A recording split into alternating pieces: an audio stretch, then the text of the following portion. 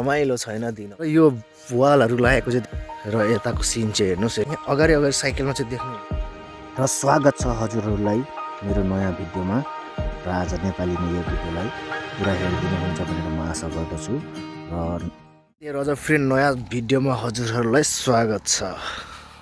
हेर्न सक्नुहुन्छ चारैतिर हरियाली चाय बगानै चाय बगान छ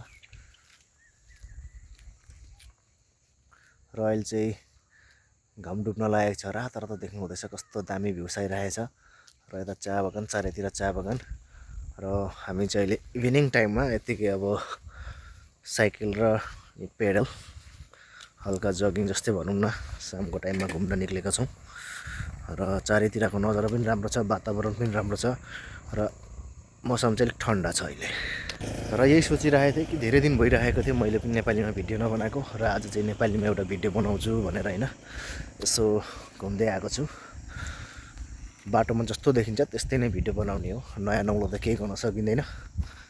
यहाँ अगाडि साइकलमा चाहिँ देख्नु हुँदैछ हजुरहरूले मेरो वाइफ हो र हामी चाहिँ यता अगाडि ठुलो एउटा क्याम्प छ, पुलिस क्याम्प, कमान्डो क्याम्प, जो कि विश्वनाथ चौराली डिस्ट्रिक्टमा छु मैले हामीहरू र हामीहरू घुम्दै घुम्दै यतादेखि हामीहरू यता जाँदैछौँ। यो साइकल जता अगाडि साइकल गइरहेको ऊ चाहिँ मेरो वाइफ होइन, उसको पछि म चाहिँ अब यत्तिकै भिडियो बनाउँदै हिँडिरहेको छु। रमाइलो छैन दिनहरू पनि, अब साँझको टाइममा यसो घुम्न निक्लेको आज त अब यस्तै घुमिँदैछ, भोलि कहाँ पुगिन्छ फेरि त्यसरी घुम्ने मौका पाइन्छ पाइँदैन। आज सँगै भएको बेलामा चाहिँ होइन दुईजनै घुम्न निक्लेको, ऊ चाहिँ हल्का राइडिङ गर्दैछ होइन, अलिक मोटाएको पनि छिन् त्यही भएर अलिक अघि चाहिँ हल्का रनिङ पनि गरिन् र त्यो रनिङको चाहिँ भिडियो बनाइन। अहिले चाहिँ अलिक रनिङ गरेर थाकेन त्यही भएर साइकल चलाउँदैछन्। अब हामीले उहाँसम्म पुगेर अझै लगभग 2 किलोमिटर हिँडै हुन्छ अब मेरो चाहिँ, ऊ चाहिँ साइकलमा छिन्। अब भन्छन् नि जवानीमा खुन तातो हुन्छ, जे पनि गर्न सकिन्छ, बल हुन्जेलसम्म होला पनि सायद अब बुढो भएपछि त अब फेरि यसरी नै यही बाटो यसरी लोडो टेक्दै हिँड्नुपर्छ अब होइन, त्यतिखेर कस्तो लाग्छ होला है? दामी लाग्छ, दामी। हाम्रो छोराछोरी यसरी घुम्नु पाउँछन्, यो जग्गामा म देखाउँछु कि हामी यसरी घुम्दै थियौँ भने भिडियो चाहिँ एकदम। फिलहाल साइकलको चाहिँ फ्रीबल गइसकेको छ र एकदम हेभी मान्छे भएर तान्नै सकेको छैन है गाइस। लगभग 68 केजी छिन् अनि यत्रो सानो साइकलले कहाँ जान्छ होइन, अलिक गाह्रै हुन्छ। तर मेरो पछाडिकोतिर चाहिँ सिन चाहिँ यस्तो दामी देखेको छ कि म कसम चाहिँ हेर्नुहोस्।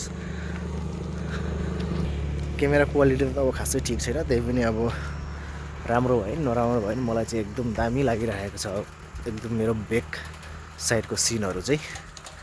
र यसो पनि यहाँको जग्गा एकदम सिनै सिन छ होइन। अब चाय बगान भनेपछि अब कस्तो राम्रो सिन हुन्छ।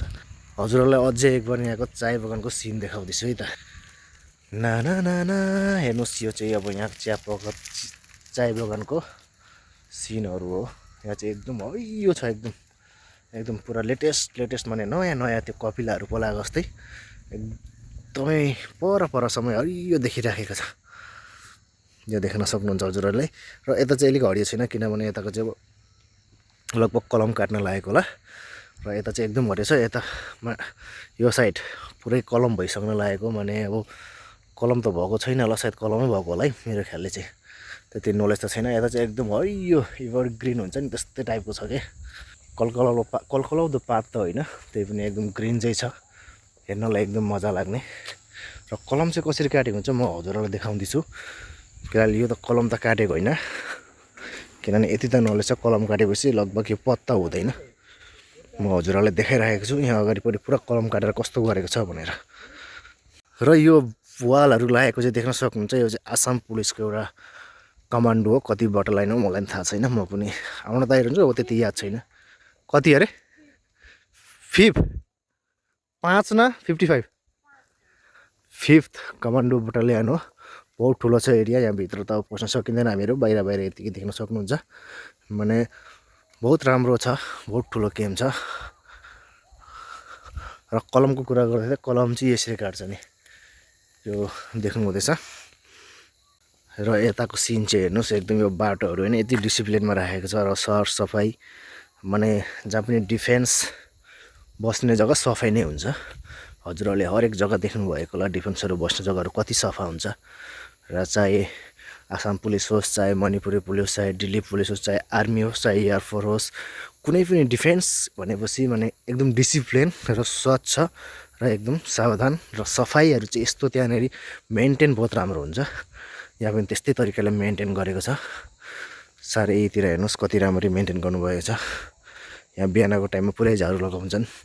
यहाँनिर हेर्नुहोस् यसरी जलाएर पुरै यति साफ सुग्घर राखेको छ। अब अलिअलि पात त झरिहाल्छ, रुख हो किनभने नेचरको होइन, यो त एउटा घाँस घसिनी भएपछि पात झर्छै, त्यो अलिअलि त केही छैन।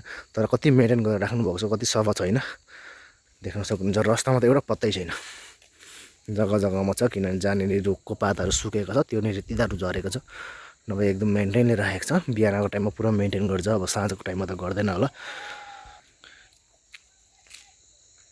हेर्नुहोस् त कति राम्रो होइन, सबै अब पेन्टहरू गरेको छ सेतो चुना लगाएर, कति मजाको देखिएको छ। यो चाहिँ हाम्रो 5th Assam police commando battalion पाभोईमा छ होइन। पाभोई विश्वनाथ डिस्ट्रिक्टमा छु अहिले म चाहिँ। भित्रको नजर हेर्न सक्नुहुन्छ, यस्तो दामी छ। तर अब हामी भित्र त जाँदैनौँ र पर्मिसन पनि छैन। हाम्रो एरियामा पनि पर्मिसन फट्टै हुँदैन र उहाँहरू